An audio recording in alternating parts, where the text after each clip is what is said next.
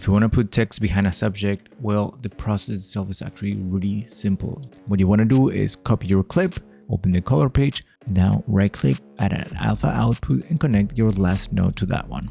Here, we're gonna go to the magic mask section. Then what you wanna do is just draw a couple of points around your subject area so that the magic mask can know what to select. Once your tracking is done, if you go back to the edit page, you will not see any difference, but that is because we don't have anything here. Now, if you have a cool text or a pre-animated text you wanna use, just drag and drop that one in there. So you can actually just play around and drag and drop anything right here. And then you'll see we see these behind our subject already.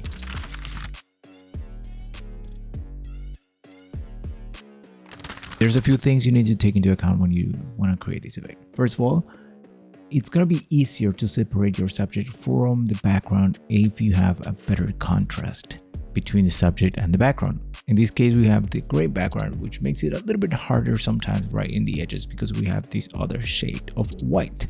If you are an advanced user, you probably know what I've done here already. So let me show you if you're not. We have the subject right here. What you want to do is copy your clip. Now you can do this in Fusion or in the color page. If you choose to go to the color page, open the color page, press Alt S if you don't have any grades already here. Now right click, add an alpha output and connect your last node to that one. Here we're gonna go to the magic mask section. You do need Studio for these because otherwise it doesn't even make sense to try this effect because it will take you way too much time. Then what you want to do is just draw a couple of points around your subject area so that the magic mask can know what to select. Now in this case, you'll notice that there's a bunch of things that don't show up correctly, but just add a few more points around and you're good to go. If you don't see it like this right away, make sure to press Shift H and now you will see what area your effect is working with. After you're done, all you have to do is go right here and click Track Forward. Once your tracking is done, if you go back to the edit page, you will not see any difference, but that is because we don't have anything here. Now, if you have a cool text or a pre-animated text you want to use, just drag and drop that one in there. In this case, I'm going to use one of the TextFX texts. So you can actually just play around and drag and drop anything right here. And then you'll see we see these behind our subject already. You want to position your text in a place where it's actually going to be noticeable, and you can actually just modify the text and then adjust the colors so that they match better to whatever you're working with. Now, if you make any changes here in the color page or copy these, then you will have to track these again if you're using the color method.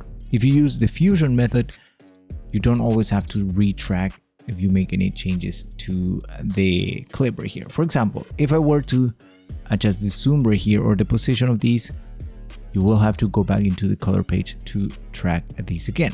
If you were using the Fusion method, once you open Fusion, you will see that you have the magic mask here, and all you have to do is do the same, just draw around your subject and then make sure to track these forward all the way until the end of your clip.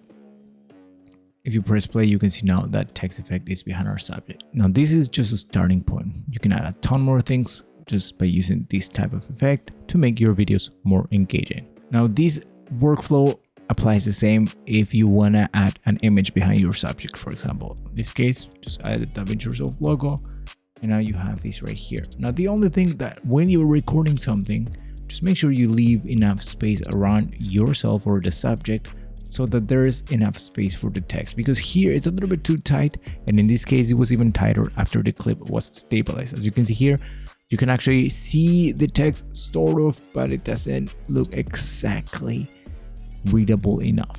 So that's how the effect works. That's the starting point.